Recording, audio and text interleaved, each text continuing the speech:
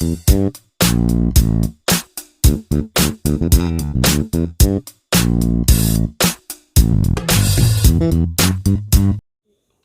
Students, welcome back. आज के नए लेक्चर के साथ मैं हूं दुर्गेश चंद्र गुप्ता। आज के लेक्चर में हम पढ़ेंगे chapter 2 electrostatic potential and capacitance, स्थिर वैद्युत विभव और धारिता के अंतर्गत एक नया टॉपिक इलेक्ट्रिकल कैपेसिटेंस, वैद्युत धारिता के बारे में जानेंगे।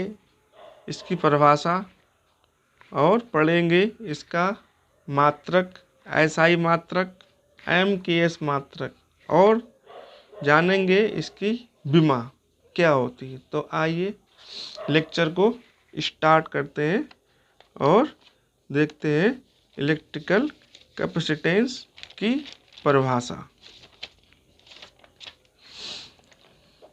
तो जैसा कि मैंने पूर्व में ही बताया था कि कोई भी परिभाषा हमें अगर देनी है तो हमें उसको रटना नहीं है, उसके सूत्र को ध्यान रखना है। इसका सूत्र होता है C = Q/B। यहाँ C हमारी क्या है? इलेक्ट्रिकल कैपेसिटेंस, वैद्युत धारिता है C। Q हमारा है आवेश और B है विभव में होने वाली वृद्धि। जब हम किसी चालक को Q आवेश देते हैं तो उसके विभव में B वृद्धि होती है। तो यही वैद्युत धारिता हमारी कहलाती है, चालक की वैद्युत धारिता। तो इसकी परिभाषा को हम सूत्र से देखते हैं कि क्या परिभाषा होगी। तो किसी चालक को दिए गए आवेश तथा चालक के विभव में होने वाली वृद्धि B, दिए गए आवेश चालक के विभव में होने वाली वृद्धि के अनुपात को उस चालक की धारिता कहते हैं। इसे C से व्यक्त करते हैं। हिंदी में परिभाषा, इंग्लिश में परिभाषा देखते हैं। इसकी इंग्लिश में परिभाषा क्या हो सकती है? The ratio of the change, the ratio of the charge given to the rise in the potential of the conductor is called the capacitance of a conductor। Conductor मतलब चालक और कैपेसिटेंस मतलब धारिता, चालक की धारिता कहते हैं।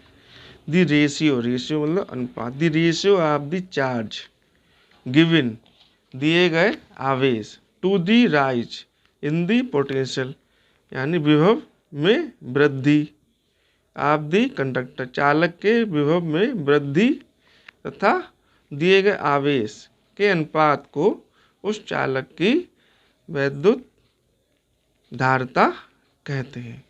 तो किसी चालक को दिए गए आवेश तथा चालक के विभव में होने वाले वृद्धि के अनुपात को उस चालक की धारिता कहते हैं। The ratio of the charge given to the rise in the potential of the conductor is called the capacitance of a conductor. ये हमारी हिंदी और इंग्लिश में परिभाषा सूत्र के अकॉर्डिंग हमने लिख दी अपने शब्दों में। हमें याद नहीं करना है, अपने शब्दों में परिभाषा को लिखना है। इट इज डिनोटेड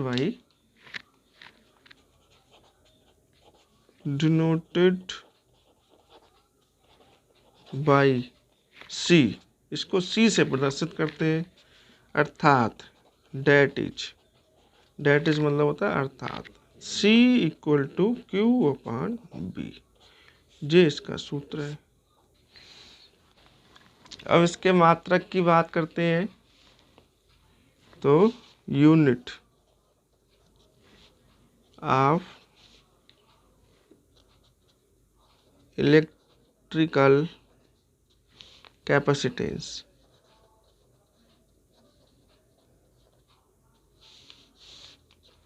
सर्वप्रथम इसका ज्ञात करते हैं एसआई मात्रक। एसआई यूनिट ऑफ सी, सूत्र सी बराबर क्यू अपॉन बी से। तो S I unit of Q upon S I unit of B, तो ये हमारा हो जाएगा कूलाम और बटे वोल्ट। तो ये हमारा होता है फैरड, इसको हम बोलते हैं फैरड। तो ये हमारा हो गया S I unit of C. तो S I unit of C coulomb volt अथवा इसको फैरड भी बोलते हैं। ये हमारा इसका हो गया एस आई मात्रक। अब इसके बाद देखते हैं एम के एस यूनिट ऑफ सी। तो एम के एस मात्रक, तो कूलाम, सूत्र इसमें क्यू बराबर हमारा होता है आई टी और बी बराबर होता है डब्लू बटे क्यू और डब्लू बराबर होता है एफ और इंटू डी। ये सूत्र काम में आएंगे।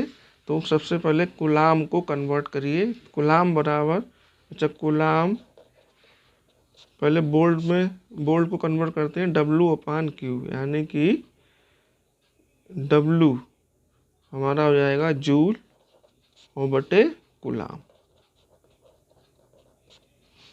डब्लू बटे क्यू यानी कि बोल्ट, तो जूल अपान कूलाम। तो कूलाम को ऊपर लाएंगे तो कूलाम का स्क्वायर अपान जूल। तो कूलाम को फिर चेंज करेंगे तो कूलाम बराबर एम्पियर सेकंड, तो एम्पियर और सेकंड का स्क्वायर और बटे जूल वह होता है न्यूटन और मीटर।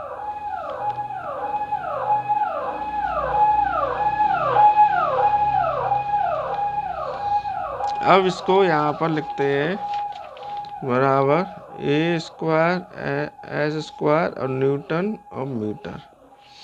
न्यूटन हमारा होता है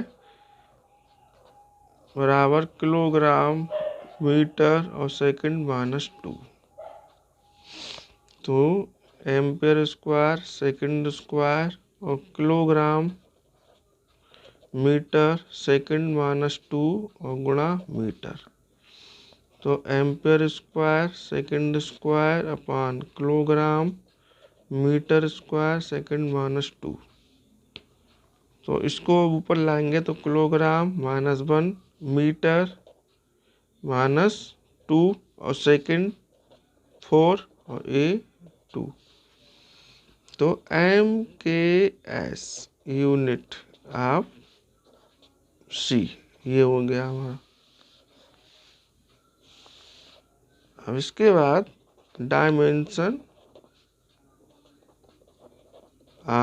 डायमेंशंस ऑफ सी। तो किलोग्राम की विमा एम -1, मीटर क्या है लेंथ की विमा एल -2, सेकंड समय टाइम t4 और एम्पियर 2। तो m -1 l -2 t4 a2। इसको एक बार और देख लेते हैं पुनः। तो एस आई यूनिट, तो क्यू का एस आई यूनिट और बी का S I unit coulomb upon volt और इसको हम बोलते हैं फैरेड, फैरेड भी इसको बोलते हैं। तो ये हमारा हो गया SI मात्रक। एम कैश मात्रक निकालने के लिए कूलाम Q बराबर I/T होता है और B बराबर W/Q।